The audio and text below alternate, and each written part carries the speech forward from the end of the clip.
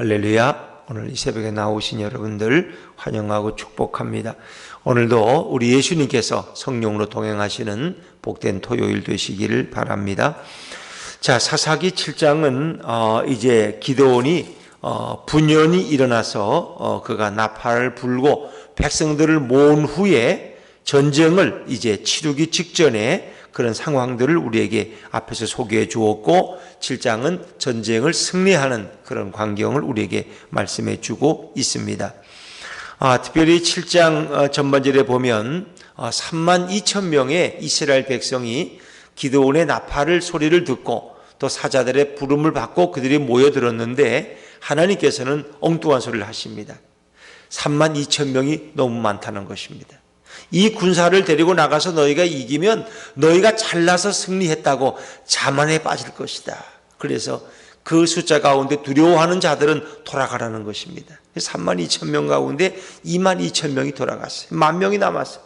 근데 하나님은 아직도 너무 많다는 거예요. 또 돌려보내라는 거예요. 근데 그 방법은 이제 시냇가에 내려와서 물을 마시게 하라는 거예요. 자, 물을 마시게 하는데 하나님이 거기서 판가름을 합니다. 오히려 소심하고 뭔가 걱정이 많은 사람들, 이런 사람들을 오히려 남게 하고, 개처럼 막 겁도 두려워하지 않고 물을 핥아먹는 사람들은 다 집에 가라는 거예요. 그래서 마지막에 300명을 남겨주었다. 이제 300명을 데리고 싸워야 되는데 이건 참 안타까운 일입니다. 오늘 성경에도 나오지만은 어떻습니까? 미디안과 아말렉과 동방에 그 연합군들이 있는데 그들의 숫자가 도대체 어느 정도로 보입니까? 우리 건너뛰어서 12절 말씀 한번 읽어볼까요? 12절입니다. 12절 말씀 같이 읽죠. 시작. 미디안과 아말렉과 동방의 모든 사람들이 골짜기에 누웠는데 메뚜기의 많은 수와 같고 그들의 낙타의 수가 많아 해변의 모래가 많음 같은지라. 아멘. 자, 메뚜기 떼와 같고 모래알처럼 그들의 숫자가 너무 많다는 거예요. 왜? 이 3개 나라에 13만 5천 명의 연합군이 모였는데 그들이 진을 치고 있는데 이건 뭐 정신이 없을 정도예요. 정신이요. 자, 거기에 비해서 기드온의 숫자는 얼마예요? 300명이 300명. 300명이 어떻게 13만 5천 명을 이길 수 있습니까? 그러니까 사실 기드온도 사람이고 이 300명도 이게 두렵고 떨리는 거, 이거 어떻게 하면 좋으냔 말이에요. 그들의 마음속에 왜 두려움이 없겠어요? 당연히 두려움이 있죠. 두려움이 있어요. 그랬더니 하나님이 한 가지 방법을 제시하시는 거예요. 자, 우리 9절과 10절 말씀, 9절과 10절 말씀, 9절과 10절입니다. 시작. 그 밤에 여호와께서 기드온에게 이르시되 내가 그것을 내 손에 넘겨주었느니라. 만일 내가 내려가기를 두려워하거든 내 부하 부라와 함께 그 진영으로 내려가서, 그랬습니다. 그들을 너의 손에 넘겨줬다. 이제 그렇게 말씀하셔도 이게 실감이 안 나는 거예요. 왜? 이 300명을 가지고 13만 5천 명을 어떻게 싸워요? 말도 안 되는 거죠. 450대 1이에요. 이건 도저히, 이건 상식적으로 이해가 안 되는 거예요. 하나님이 좀 엉뚱하신 분이야, 이게. 그래도 비슷하게 주고 싸우라 그래야지. 뭐 한 사람이 둘을 무지 10명. 그게 어떻게 한 사람이 450명을 싸워 이길 수 있어요? 말도 안 돼. 이 300명이 삼손도 아니고 말이에요. 이건 말이 안 되는 거 아닙니까? 그러니까 10절에 보니까 하나님은 그들의 마음속에 두려워하는 마음이 있다는 걸 아시는 거예요. 만일 너가 내려가기를 두려워하거든. 실제 기드온의 마음속에는 내려가기가 너무 두려웠어요. 하나님은 정확히 아시는 거예요. 두려워하거든 내 부와 부라와 함께 그 진영으로 내려가 보라는 거예요. 이게 하나님의 방법이에요. 그러니까 하나님께는 늘 방법이 있는 거예요. 그리고 그들이 하는 말을 들어보라는 거예요. 그러면 너에게 용기가 생길 거라는 거예요. 11절 말씀 제가 읽어볼까요? 그들이 하는 말을 들으라. 그 후에 내 손이 강하여져서 그 진영으로 내려가리라 하시니 기드온이 이에 그의 부와 부라와 함께 군대가 있는 진영 근처로 내려간즉, 그랬습니다.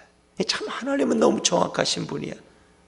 너 부관을 데리고 한번 적진에 한번 가까이 가서 그들이 도대체 어떻게 무슨 말을 하는지 한번 들어보라는 거예요. 그래서 내려가서 들어보는데 이제 숨어서 들어봤겠죠. 그랬더니 경비병 둘이 나와서 서로 이야기를 하는 소리를 하나님이 듣게 하셨어요. 자, 13절 말씀, 13절 같이 읽죠. 시작. 기드온이 그곳에 이른즉 어떤 사람이 그의 친구에게 꿈을 말하여 이르기를 보라, 내가 한 꿈을 꾸었는데 꿈에 보리떡 한 덩어리가 미디안 진영으로 굴러 들어와 한 장막에 이르러 그것을 쳐서 무너뜨려 위쪽으로 엎으니 그 장막이 쓰러지더라. 보리떡 한 덩어리가 미디안 진영으로 굴러 들어오라는 거예요. 이 보리떡이 누구 가리키는 것 같아? 누구예요? 어? 좀 생각을 하고 이렇게 읽으셔야 돼. 이 보리떡 하나가 미디안 진영으로 왔어. 지금 미디안 진영에 지금 누가 틈타려고 그래요? 기드온이지, 기드온. 이 보리떡이라는 건 쌀떡에 비해서 어떻게, 요즘은 영양가가 많지만 예전에는 보리떡 하면은 이 제일 못한 서민의 떡 아닙니까? 또 개떡도 있고 쑥떡도 있는데 이 보리떡이라는 것도 가장 이거 천한 거예요. 그러니까 이 보리떡 같이 천한 인생이 누구예요? 기드온이에요. 기드온은 12지파 가운데 자기 지파가 므낫세 지파인데 제일 연약한 지파라는 거 아세요? 그리고 자기 아버지 집에서도 자기가 제일 연약한 자예요. 제일 무능하고 못난 자가 기드온이에요. 기드온이 얘기하잖아요. 나는 능력이 없다는 거예요. 12지파 가운데도 우리 므낫세 지파는 제일 약하고 내가 무엇으로 이스라엘을 구원하리까? 나의 집은 므낫세 중에 가장 약하고 나는 내 아버지 집에서 가장 작은 자니이다. 이 얘기는 가장 천하다는 거예요. 가장 천하고 가장 별 볼 일 없다는 거예요. 이 보리떡은 바로 기드온을 가리키는 거예요. 그런데 기드온과 그의 군사가 미디안 진영으로 오는데 우리 장막이 막 무너져 나가더라는 거예요. 자, 14절 말씀. 이제 친구가 또 해석도 해줘. 같이 읽어보기. 14절 시작. 그의 친구가 대답하여 이르되 이는 다른 것이 아니라 이스라엘 사람 요아스의 아들 기드온의 칼이라. 하나님이 미디안과 그 모든 진영을 그의 손에 넘겨주셨느니라 하더라. 아멘. 이거 누가 꿈을 말하고 누가 꿈을 해석해 주는 거예요? 이 미디안 군인끼리 자기들끼리 꿈을 얘기하고 또 꿈을 한쪽에서 해석까지 해줘. 이 참 하나님 신비한 분 아닙니까? 적을 통해서 기드온은 담대함을 얻게, 하나님이 저들을 우리에게 넘기셨구나, 붙이셨구나, 이걸 깨닫게 되는 거예요. 자, 15절 말씀 한번 15절입니다. 시작. 기드온이 그 꿈과 해몽하는 말을 듣고 경배하며 이스라엘 진영으로 돌아와 이르되 일어나라, 여호와께서 미디안과 그 모든 진영을 너희 손에 넘겨주셨느니라 하고 아멘. 기드온은 그 말을 듣는 순간 무릎을 치면서 할렐루야, 주님 영광받아 주옵소서. 하나님께서 저들을 우리 손에 넘겨주셨군요. 자, 꿈을 꾸고 꿈 얘기를 하죠. 여러분도 가끔 꿈 얘기 하잖아요. 구약에서는 하나님이 꿈도 종종 사용하신다는 거 아세요? 사울 왕에게 하나님께서 뭐예요? 꿈으로도 선지자로도 또 뭐예요? 또 그들이 그렇지, 우리가 둠밈을 기억하시는구나. 어떻게 기억하셨어? 다 아시네. 우린과 둠밈을. 그러니까 우린과 둠밈으로 내게 말씀하지 아니하신다는 거예요. 이 놀라운 거예요. 그러니까 하나님은 그 당시 우림과 둠밈, 제사장의 여기 조끼 안에 있는 그 우림과 둠밈, 그 두 개의 돌을 통해서 말씀, 또 선지자를 통해서 말씀하요. 또 꿈을 통해서. 꿈을 제일 많이 꾼 사람 누구예요? 당연히 요셉이지. 요셉은 꿈을 많이 꿨어요. 하나님이 꿈을 통해서 말씀하셔. 또 꿈을 또 많이 꾼 사람 또 있는데 다니엘이 꿈을 많이 꿨어요. 꿈을. 자, 그런데 그러면 지금도 여러분들이 꿈을 꾸면 꿈을 믿어야 돼? 하나님 말씀을 믿어야 돼? 하나님 말씀. 왜 꿈을 믿어야지? 꿈 꿨는데. 그런데 이제 이걸 아셔야 돼. 구약에서는 계시가 잘 열리지 않은 거예요. 구약에서는. 그러니까 하나님이 꿈을 통해서 많이 말씀하셔. 근데 이제 신약 시대에는 예수님이, 계시의 주인이신 예수님이 이 땅에 오셔서 그분이 하신 말씀이 이미 우리에게 주어져 있어요. 그렇죠? 성경을. 또 예전에는 구약 성경이라는 건 두루마기이기 때문에 개인들이 갖지를 못했어요. 그건 어디 회당이나 이런 데 이렇게 한두 개씩 있는 거지, 또 율법을 연구하는 율법 교사들이나 그저 몇 사람이 모여서 하나 가지고 있는 거지, 거의 성경이라는 건 없는 거예요. 그러니까 하나님의 계시를 몰라. 그렇기 때문에 하나님 주로 꿈으로 많이 말씀하셨어요. 그런데 지금은 우리가 성경을 가지고 있고 이 계시가 기록된 말씀으로 우리가 와 있는 거예요. 그러니까 지금은 하나님이 말씀을 통해서 때로는 주님의 음성을 듣기도 하지만 기록된 말씀을 통해서 우리에게 말씀하셔요. 그렇다고 뭐 계시가 다 계시의 완성이 나는 건 결국 예수님이 끝이죠. 그러나 지금도 하나님은 말씀을 통해서 우리에게 또 말씀하셔요. 그러나 우리가 가장 신뢰해야 될 것은 하나님의 말씀이다. 그리고 꿈보다 더 앞서는 것이 하나님의 말씀이에요. 그래서 지금은 꿈을 꾸더라도 하나님의 말씀을 통해서 그것을 확증해야 돼. 그렇죠. 주의 음성을 들어도 그 음성이 하나님의 말씀을 통해서 확증돼야 돼. 하나님 말씀에 어김이 없나, 어긋나지 않나, 그걸 확인하는 작업이 우리에게는 필요한 거예요. 자, 여기서 꿈을 통해서, 그래서 기도원이 그걸 깨달은 거예요. 그리고 돌아와서 이제 부하들에게 어떻게 했습니까? 300명을 세대로 나눠 100명씩 그리고 그들에게 이제 나팔과 빈 항아리와 또 횃불을 감추게 하고 그리고 이제 나를 따르라 그러는 거예요. 나를 따르라. 16절, 17절 말씀, 16절, 17절 같이 읽죠. 시작. 300명을 세대로 나누어 각 손에 나팔과 빈 항아리를 들리고 항아리 안에는 횃불을 감추게 하고 그들에게 이르되 너희는 나만 보고 내가 하는 대로 하되 내가 그 진영 근처에 이르러서 내가 하는 대로 너희도 그리하여. 18절에 나와 나를 따르는 자가 다 나팔을 불거든 너희도 모든 진영 주위에서 나팔을 불며 이르기를 여호와를 위하라 기드온을 위하라 하니라. 이렇게 미리 다 약속을 했어요. 그리고 진영 깊은 곳에 들어가서 이제 그것도 파수꾼이 교대하는 시간. 근데 그게 이제 지금으로 보면 이 늦은 시간에 그게 이제 이경이라 그러는데 보통 밤 9시에서 11시인데 예전에는 이렇게 형광등이 없으니까 다 일찍 자리에 주무는 거예요. 그러니까 그 밤 10시, 그 시에 11시는 깊이 잠든 시간이에요. 깊이 잠든 시간. 그리고 보초들이 교대하는 아주 그들이 막 잠이 깊이 드는 그 시간에 막 그냥 이제 금방 잠들만 코를 골면서 막 찾아요. 이제 그 시간에 그들이 300명이 세대로 나눠 들어가서는 어떻게 합니까? 항아리를 부수고 나팔을 불고 횃불을 쳐드는 거예요. 그러니까 항아리라는 것은 횃불을 감추기 위해서, 항아리라는 것은 그들을 놀래게 하기 위해서, 더구나 또 항아리를 깨는 소리가 또 얼마나 요란했을까. 또 횃불이 그냥 300개가 막 번쩍번쩍 하니까 이들이 난리가 난 거예요. 이건 큰 대군이 우리를 침략할 거야. 그러면서 이제 그들이 자기들의 손으로 자기들 군사를 죽이기 시작하는 거예요. 이게 참 놀랍죠. 자, 19절 우리 20절 말씀 한번 읽어보세요. 19절 20절입니다. 시작. 기드온과 그와 함께한 100명이 이경초에 진영 근처에 이른즉 바로 파수꾼들을 교대한 때라. 그들이 나팔을 불며 손에 가졌던 항아리를 부수니라.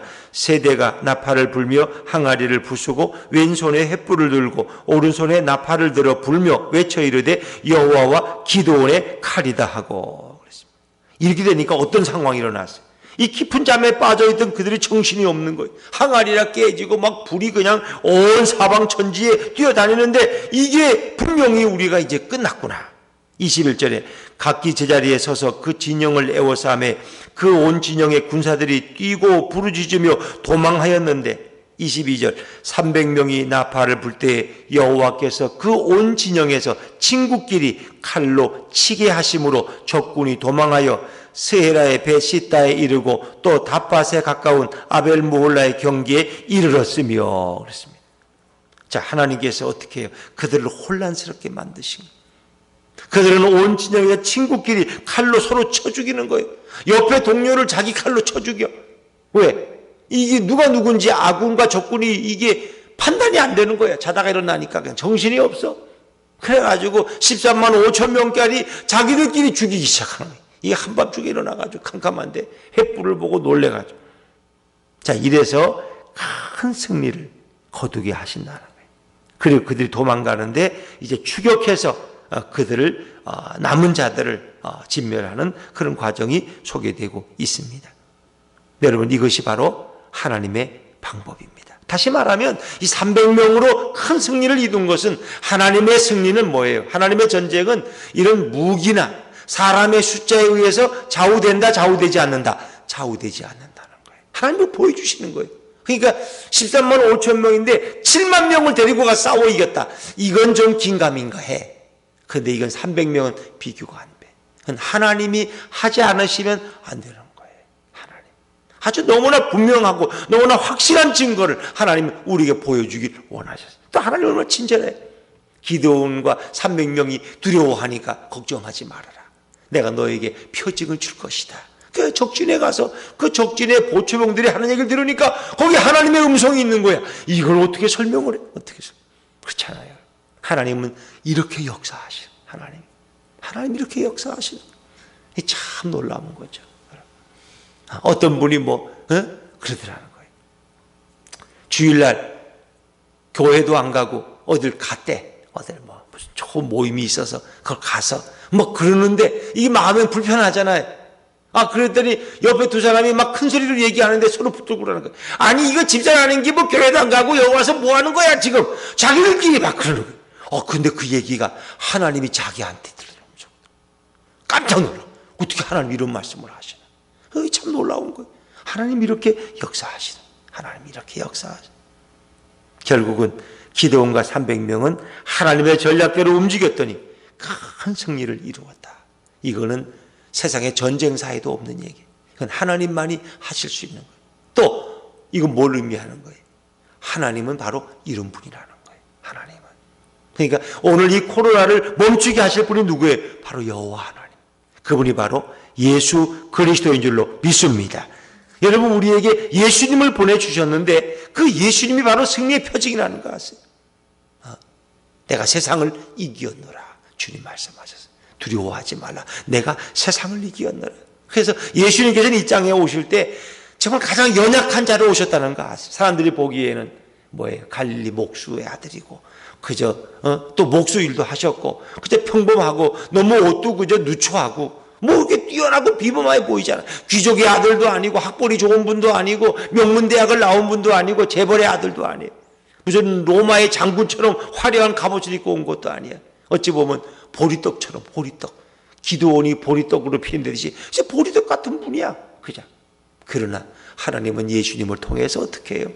그가 십자가에 죽으시고 우리의 죄를 짊어지셨을 때 온 인류의 죄가 용서받고 구원받는 놀라운 승리를 거두시잖아요. 바로 이것은 예수님을 우리에게 보여주고 있는 거예요. 이 기드온의 승리는 바로 예수님의 승리를 우리에게 보여주고 있는 거예요. 아니 300명을 데리고 말도 안 되는 걸 어떻게? 아니 저 예수라는 분이 갈릴리 나사렛 출신의 그 목수의 아들 요셉과 마리아의 아들인데 저분이 십자가에 죽는다고 어떻게 우리 죄가 용서받아? 말도 안 되지. 우리도 그렇게 생각해. 그렇지 않습니까? 그런데 하나님은 그 300도 안 되는 숫자를 통해서 13만 5천 명을 이기는 거죠. 갈릴리 나사렛에서 올라오신 그 연약한 그 한 분을 통해서 온 인류가 구원받고 다시 부활함으로써 그런 하나님 보좌 우편에 서서 우리를 바라보시는 그런 위대한 하나님으로 그분은 다시 등극하시잖아요. 그것을 우리에게 보여주고 있는 거예요. 성경은 의미가 없는 게 없어요. 모든 것이 다 예수님을 가리키고 있고 예수님의 승리를 우리에게 예언해 주고 있는 것입니다. 바로 그 예수님을 붙드는 사람이 인생의 승리자가 또 영적인 승리자가 될 줄로 믿습니다. 이 민족도 간단해요. 하나님 앞에 부르짖어야 돼. 제2차 대전 때 영국이 위기에 빠졌을 때 독일 군들에 의해서 완전히 이거는 패망 직전에 이르렀을 때 이제는 할 일이 없어요. 어떻게 했어요? 하나님 앞에 부르짖는 거예요. 온 우리 백성들이 같은 시간을 정해놓고 예배당에 가서 함께 기도합시다. 그렇게 기도했는데 처칠이 나서서 온 백성이 기도를 호소한 거예요. 처칠경이 나서서. 그런데 정말 그들이 모여서 기도할 때 놀라운 일이 일어났어요. 도저히 승리할 수 없는 전쟁을 승리하게 되고 있을 수 없는 일들이 일어나기 시작한 거예요. 이건 하나님의 역사예요. 이걸 단테르트의 기적이라고 길게 설명하지는 않을게요. 오늘도 마찬가지입니다. 이 코로나가 언제 종식될지, 이게 지금 12월을 갈지 내년 봄까지 갈지 이게 예측이 다 길어지고 있어요. 이제는 단시간에 끝내지 않는다는 거예요. 이거는 계속해서 해외에서도 들어오고 또 여기 자체에서도 또 무감증자가 또 나가니까 이게 언제 끝날지 모른다는 거예요. 이게 참 심각한. 오직 누구만이? 하나님만이. 근데 이 민족이 아직도 하나님을 안 찾아. 정치인들이 하나님을 안 찾고 대통령이 하나님을 안 찾아. 여러분, 우리가 지금 의학적으로 모든 걸 다 하더라도 우리 온 백성이 여러분이 믿는 신 앞에 우리 기도하면서 이 어려움을 해결하도록 합시다. 자기가 믿는 대통령이 믿는 하나님을 왜 못해? 저는 하나님 앞에 기도하겠습니다. 여러분들은 여러분들이 믿는 신 앞에 기도하십시오. 뭐 그렇게 하면 서로 문제가 없잖아요. 안 그래요? 하나님 앞에만 하라 그러면 또 다른 종교에서 난리를 치지만 말이에요. 우리 각자가 하나님만이 신만이 해결할 수 있는 일입니다. 사실 그렇잖아요. 지금 확진자가 이제 100만이 세계적으로 100만이 됐어요. 이걸 어떻게 해결할 거예요? 어떻게? 하루에 1000명씩 2000명씩 막 누적자가 늘어나는데 이거 어떻게 감당할 거죠? 시신들은 길거리에 쌓이고 에콰도르 같은 데는 시신들이 길거리에 늘비하겠어요. 왜? 장례를 치를 능력이 안 되는, 병원도 없고 침상도 없고 돈도 없고 어떡할 거야? 하나님만이 해결하죠. 그런데 그걸 아직 못하고 있어요. 여러분, 우리라도 이렇게 하나님 앞에 부르실 때 하나님께서 그 일을 감해 주실 줄로 믿습니다. 하나님이 감해 주셔야지, 이 감하지 않으면 이거 난리가 나는 거예요. 경제도 그렇고 모든 것이 밑바닥. 사람들은 결국 지칠 거예요. 사람들은 아무리 집안에 붙어두려고 그래도 지금 밖에 이게 벚꽃이 이런데 어떻게 거기를 안 가겠어? 다 문을 걸어 잠궈서 오지 말라고 다. 그렇다고 어떻게 안 가게? 사람들이 집안에 뭐 어떻게 살아? 이 좋은 봄에. 이게 뭐예요, 이게? 하나님을 떠난 우리의 잘못이고, 우리의 교만이, 하나님을 부인하는 인간의 결국은 이 죄악이 오늘 이 모양을 만들어가고 있는 거예요. 이건 구약에서도 하나님만이 이 일을 해결해요. 예수 그리스도만이 이 일을 멈추실 수 있어요. 우리 예수님 앞에 오늘도 이 아침에 우리가 기도함으로써 주님 이 땅에 평화를 주시옵소서, 참 부활의 승리를 주시옵소서 함께 기도하시는 저와 여러분 되시기를 주의 이름으로 축원합니다. 기도하겠습니다.